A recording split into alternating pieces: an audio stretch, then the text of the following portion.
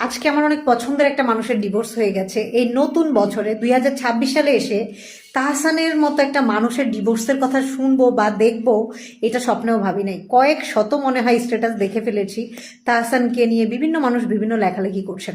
But একটা জিনিস আমার খুব খারাপ লেগেছে, কিছু মানুষ বলছেন যে এত বুড়ো বয়স বা একটা মধ্যবয়সী লোক এত কচি একটা মেয়েকে বিয়ে করেছে, সো ডিভোর্স তো হবেই।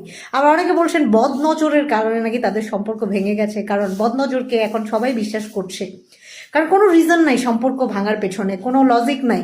সেই জায়গাটাতে এসে দেখা যায় যে হ্যাঁ, সবাই বলছে যে কারো বদনজর লেগেছে, কারণ তাহসান এমন একটা মানুষ, বাংলাদেশি নারীরা বিশেষ করে তাহসানের মানে অনেক বড় বড় ফ্যান আছে।